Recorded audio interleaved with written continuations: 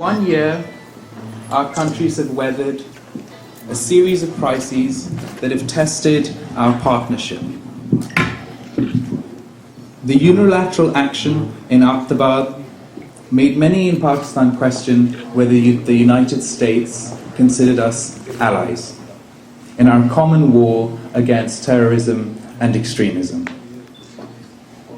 The Raymond Davis fiasco made many in our country question the role and authority of CIA activities in Pakistan.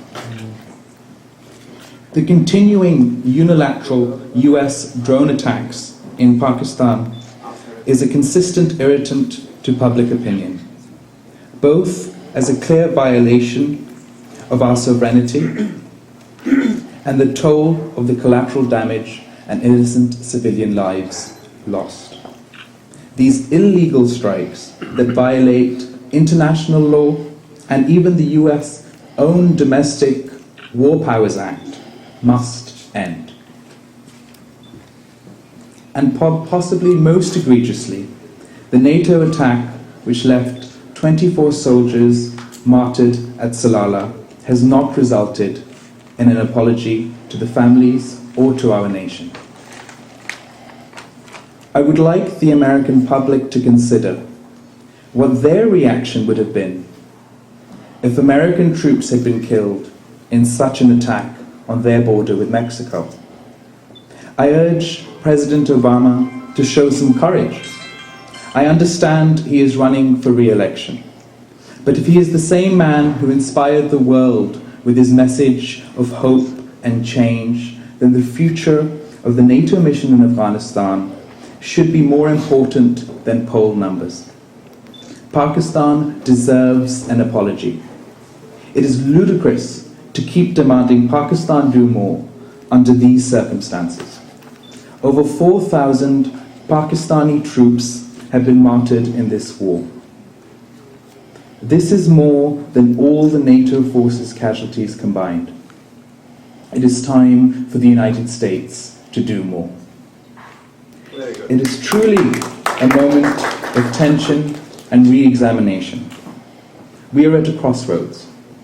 The future of the bilateral relationship could well determine the success of moderation over extremism in South and Central Asia. It is important, therefore, that I am with you tonight. Today, I proudly attended the ceremony where the documentary Bhutto received the prestigious Peabody Award, the most coveted honor in electronic journalism anywhere in the world.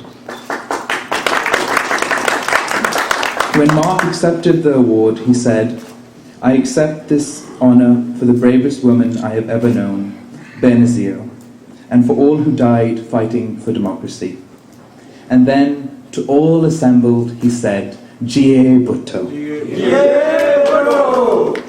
My mother lived and died fighting for democracy, for human rights, for women's rights, for moderation against extremism, for modernity against ignorance, for the future better than any of the pasts we've ever known. That is why I am in America today, to do everything in my power to bring Pakistan and the United States on track so that we can jointly achieve my mother's dream.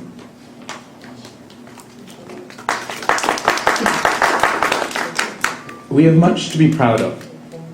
Our PPP government, against all odds, will be the first civilian government to complete a full 5-year term in the history of Pakistan. Our government, under the leadership of President Zardari and Prime Minister Gilani, has accomplished what no other government could do in 40 years. We have restored our 1973 constitution. Our Benazir income support program has infused capital into our rural areas, targeting microloans to women of Pakistan. It has served the dual goals of women's empowerment and poverty alleviation.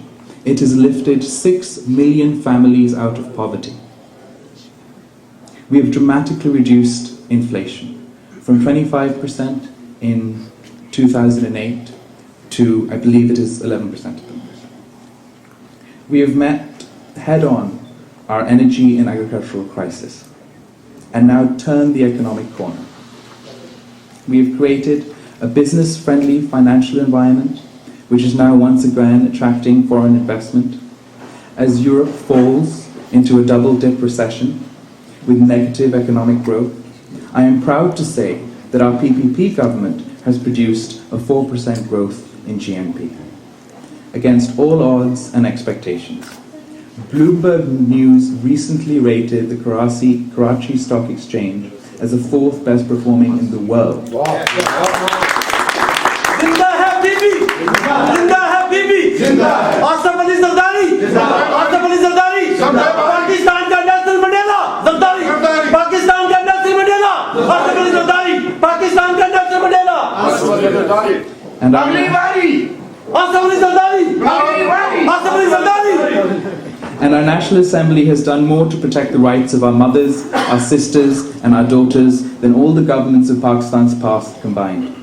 From safeguards against domestic violence and abuse to property rights. We have much to be proud of, but also a lot is left to be done.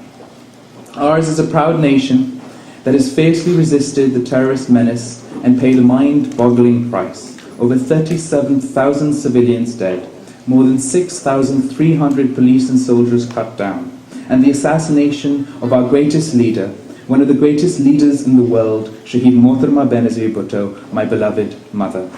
No nation has paid a greater price for our freedom. We have not come this far to fail. This is my message to you. This is my message to the people of America. G.A. Bhutto.